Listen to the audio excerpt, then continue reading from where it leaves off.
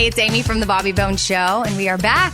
Another week of Love What Matters podcast. I think this is week 7? Yeah?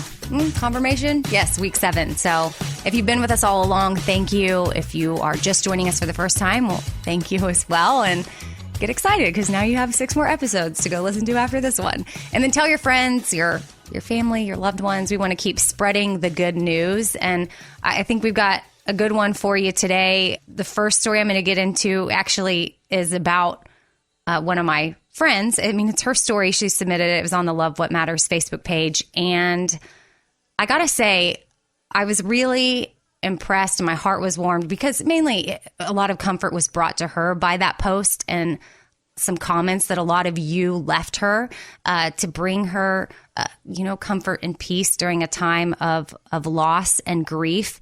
And we'll get into her amazing, amazing story in just a minute. But when you hear the story, if you're one of the people that saw it on Facebook and commented, thank you. You brought my friend comfort. And that just means a lot to me because I know if it's happening to her, it's happening to a lot of you out there that I don't know. We've got another super cute story, a love note from a little kid. It's adorable. And then our interview today, we definitely keep things positive here on the podcast for sure. But part of this story, I can't even wait to talk to this woman, Bryn, because she had something pretty negative happen to her. You will not believe what happened to her when she was just standing in line minding her own business. Somebody said something to her. But really, the positive thing is how she was brave enough to share her story on Facebook, and it's now gone viral, and what's happened from that moment. So I'm super excited to talk to Bryn today. So with all that said, a big thank you to Episole for making this possible. If you're looking for the perfect at-home hair color, maybe you color your hair at home or you're thinking about it, but you're kind of nervous about getting the color right, well, Episole is for you, and I'm going to tell you how you can save money on that just by being a Love What Matters podcast listener. Yeah, don't you want to spread a little love in the world today? My friend Tiffany, she recently lost her dad, I'd say in the last 2 weeks or so, and she really only had one desire during this time. I just want a Bible that belonged to my dad, one that was special to him, or, that he used a lot or maybe didn't use a lot, but he still had it and liked it and loved it. And she never shared this desire with anyone. She didn't tell anybody about it. She even went through her parents' house shortly after he died searching for one. And she found one that her parents shared, but she didn't take it because her mom is still around and she didn't want to take that from her mom. So she just kind of let it go. And then the next day she was at her dad's funeral and a lady walked up to her and said, "Tiffany, do you remember me?" And Tiffany was like, "Okay, you look familiar, can't place your face." And she said, "I'm Leah Kelly Gutierrez, and I have something I need to give you." So Tiffany hugged her and realized, oh my goodness, we were such close friends in middle school. You actually lived across the street. It's been so long. And so Leah said to Tiffany, "I don't know why I have this, but for over 30 years, I've wanted to give you this, but we lost touch." And then she handed Tiffany a Bible with her name engraved on it. Tiffany then opened it up and saw a written message from her dad.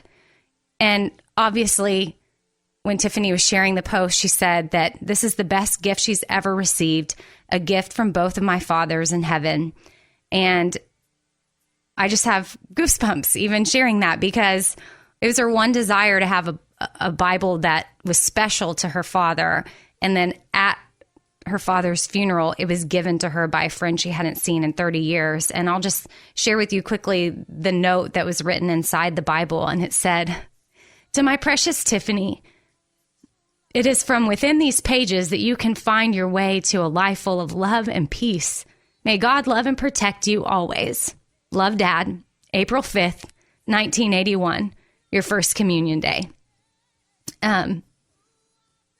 So obviously you can see why this was a super special gift for Tiffany and how, I know it's so cliche to be like, oh, the Lord works in mysterious ways. But I don't think Tiffany expected to get this gift that day, especially from Leah. So God, for Leah to even have held on to that for 30 years and then to go to the funeral and be intentional about, okay, I'm going to find Tiffany and give this to her. It's just super special.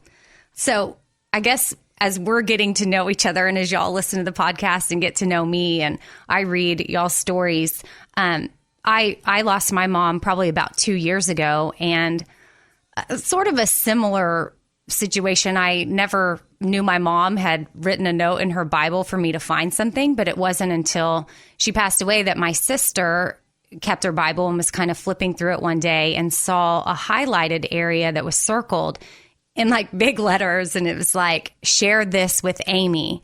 And my mom had never shared that with me at all. So I guess she wrote it down and highlighted it at the time and then sort of forgot about it. But it was after the fact, probably even like several weeks had gone by after she died before I ever even saw the note. And I think she wrote it back in like the 90s or something. So if, probably was a verse about, holding your tongue or something like that. But no, it really wasn't. But it was something that was special to me. And it was almost a way of my mom still speaking to me even after she had passed away. So that was super cool for me. Yeah, don't you want to spread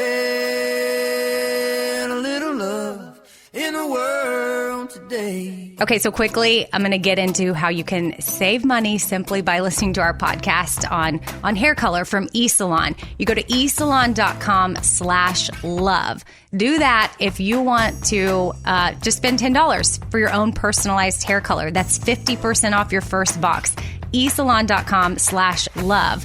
Why you're going to want to do that is because you're going to get professional grade, completely personalized hair color created just for you, and then it's delivered right to your door. So basically, you fill out a questionnaire, you upload your photo, and your personal colorist is going to formulate a color just for you from over 15,000 pigments. And then if you've got questions, they have hair color experts at eSalon. They're just a call away. It seriously could not be any easier. And again, like I've been saying, eSalon.com/love right now to get 50% off your first box. And this is super cute touch. When it arrives on your front doorstep in the mail, it's got your name on it. Gotta love that. Spread a little love. Spread a little love. Spread a little love in the world today. After that first story, I'm going to sort of kind of lighten things up here with a super cute love note that was written by a fifth grader. Some are calling him Little Romeo. Some are calling him Shakespeare. And again, yeah, he's in the fifth grade. I mean, his note is making the rounds online like crazy. And people are having sort of, hashtag relationship goals when it comes to this kid and his note that he wrote to his crush. So I'm going to read you the note. Again, he's in the fifth grade. Dear Abby, your eyes remind me of the evening sky. My heart felt like broken glass until I saw you. And then I felt like I had every Pokemon ever. Okay, so I'll pause right here for a second just to explain to any of you that don't know. But for a fifth grader, having every Pokemon ever, it's like a huge deal. It's like everything. Huge, big. He goes on, I love how you play Zelda, even when people think it's weird. If you liked me, it would be my first ever victory. So again, that was a love note from a fifth grader to his crush, Abby. So if that just does not make you feel good, make you smile, then I don't know. Something might be wrong with you. You might need to get that checked out. Yeah, don't you want to spread a little love in the world today? Okay, so now it's time for everybody's favorite part of the podcast. I mean, really, you guys are loving the interviews, and I am too, I must say. And I'm super excited to have Bryn on. And I think we've got her on the phone. Bryn, are you there? Yes. So good to talk to you. I mean, first of all, your post, amazing. Like, I really want to Thank you. to give the listeners right now your version of the story. I mean, I feel like I could read it. A lot of the stories throughout the podcast I kind of read, but Sure. These are words, they need to come from you, because I feel like I could do them a little bit of justice, because, I mean, I'm with you on the whole thing. I'm sure you could. Mm-hmm. So with that said, let's get started. I've kind of been teasing people enough if they're not familiar with your post. So let's talk about that day that you got dressed and you went to the Absolutely. store with your shorts on, and what happened. I did. I threw on a pair of shorts and a T-shirt to go just, run a couple errands and get some stuff done. And one of those errands was running by the UPS store to mail a package. No big deal. There's one right by my house. Do it all the time. And walked in. I'm waiting in line. And there's an older woman in front of me, probably around my mom's age, who turned around and gave me a big smile. And I said, "Hi, how you doing? Hope you have a great day." And she smiled and turned back around. And so I turned around, and there was a young woman standing behind me who was probably close to my age, probably in her 30s. And I smiled at her, kind of trying to pass the smile along the line, I guess. And she kind of looks me up and down and tells me that I should probably rethink my shorts, rethink what I'm wearing.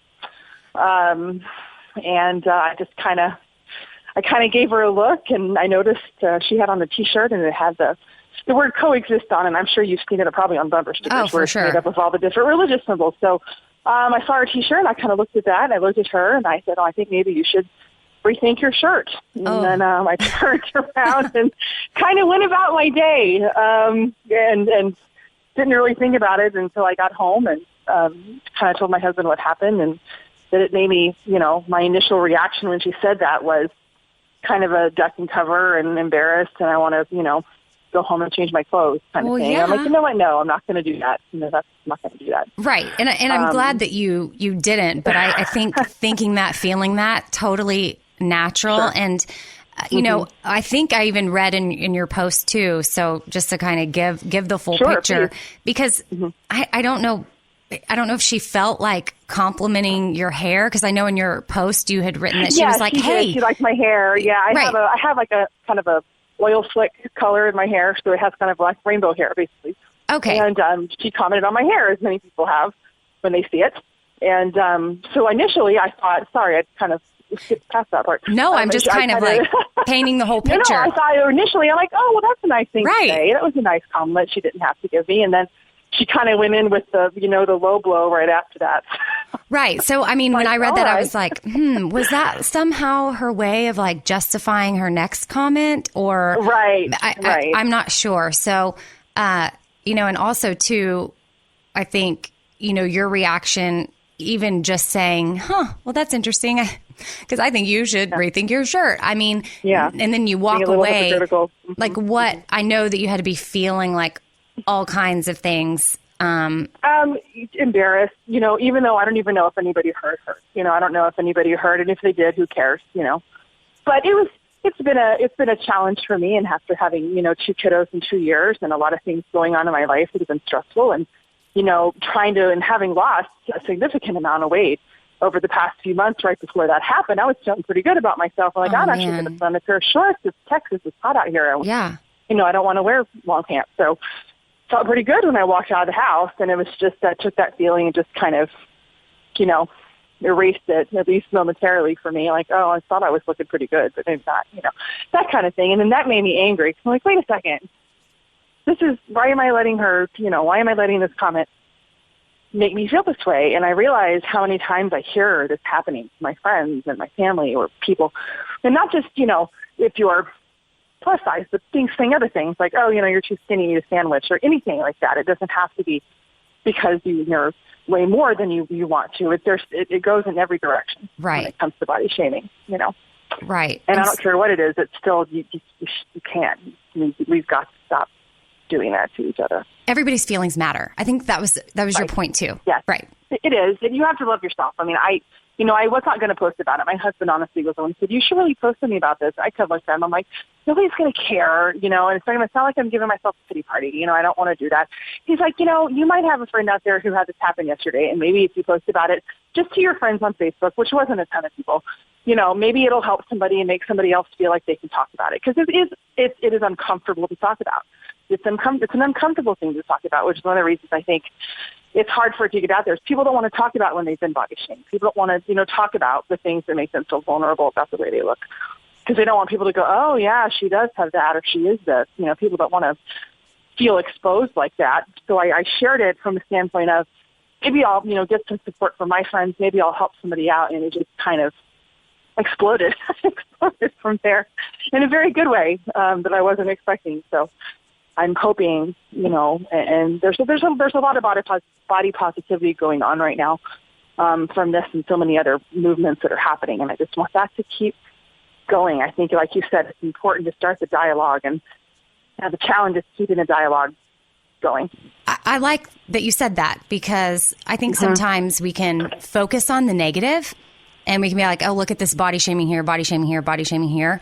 But then it's also important to recognize, even probably more so, when there's the body positivity stuff, that's going around. Yes. And you're human, so you had all the emotions, and luckily you had your husband to talk to, and he encouraged you. And but I mean, some people that could lead to who knows what. I mean, a domino effect of self-destruction in a way. You never know what little thing is going to be the tipping point. I mean, I have several friends who've dealt with eating disorders and what goes along with them, and I know how serious they are, and that they get kind of, poo-pooed by a lot of people. And it's a fundamental change that has to happen. And a lot of it, yes, you're totally right. It's got to start when you're young, and it's going to take parents changing their viewpoint, because and I still have to, every now and then my brain will automatically think something about someone I see that's famous, where I'm like, wow, I can't believe they're doing this because they look like this. I'm like, wait a second, why am I thinking that? That's not good. That's what has to change. And it's a very widespread fundamental change that has to happen, and it will have a domino effect, but getting that first domino to fall over, it's a big domino. So it's going to take a lot of time, and it's going to take a lot of people realizing that, number one, you have to love who you are, because if you don't love who you are, it's going to be hard to have the motivation to get other people to accept that about you. And I think a lot of people say hurtful things and do hurtful things because they themselves are having their own issues. So what happens if we can be positive about ourselves? How can that change how we treat other people? I think there could be a big shift. And it does. I mean, it starts young. I have a 5-year-old daughter, and then she was in preschool last year, and she actually came home from Splash Day on Friday. They had Splash Day, everything was the spray ground, and she came home and said, Mom, I don't want to wear my bikini anymore. I'm like, why not? You love your bikini. It has Elsa on it. Come on, She's like, well, my friend Dayton told me that I had a big tummy. I just about, Mama Bear came on. I was like, you're 4. You're 4 years old, and it's already happening. It's already body shaming, and my daughter doesn't want to wear her Elsa bikini because, one of her classmates told her that she had a big tummy. I mean, Bryn, you can't see me. You can't see me because we're on the phone, and then everybody else can't see because we're on a podcast. But I'm like literally shaking my head as you're saying that. Like I'm shaking my head in disbelief. I couldn't respond when she said it. My husband actually had to step up. He's like, why don't you just go take a breath? I'm like, I can't even, like, I don't even know. She's 4. It's not funny, but I'm just laughing at the sheer insanity of it. That I actually had to go up to my child's preschool and have a conference with her teacher about this. Like, what are we going to do about this? It's not going to work. So that's how it starts so early, and it's And I think it's ingrained with social media and all that, it just is. It's magnified for sure. And I would like to quote you, Bryn, if you don't mind, just a little bit more from your post, because you call people to kind of listen to these words, and you said, especially women, listen. Plus size doesn't necessarily mean unhealthy. Plus size doesn't necessarily mean lazy. Plus size doesn't mean ugly or undesirable or untalented or uncoordinated or less than human. Like, honestly, I get choked up hearing you or reading back your words. I'm sorry, because the fact that anybody would feel less of a human because of that, and I know there's several different categories that people could fall under where they feel judged, but anyway, I'll just continue on. But you said, you may have an issue with my body. I don't. And I've worked very hard past judgmental family and friends, past divorce, past depression, and, all this to not have an issue with my body. Women, do not tear each other down. Celebrate each other every day. And I feel like your words right there are super powerful. And thank you. I just want to personally thank you for speaking them, I writing them. I appreciate you pulling that out, because it's very hard to, like, you know what you feel and you know the message you want to get across, but to put it into words that will actually get somebody's attention, that's the hard part. Bryn, thank you so much for sharing really appreciate it. your story and then coming on with us. And of course, just keep, maybe this is kind of be the voice. Keep doing it. I'm gonna try. I found out yesterday that the Today Show is featuring a list of style heroes, and I have found out that I'm going to be lucky enough to be included on that list. What? That's awesome. Somebody who's making a difference. So it's things like that I tell you about from a standpoint of visibility, of this is still going on, it's still happening. Let's, keep it going and really make that first domino fall down. So I really do appreciate you having me on. It means a lot. Yeah, don't you want to spread a little love in the world today?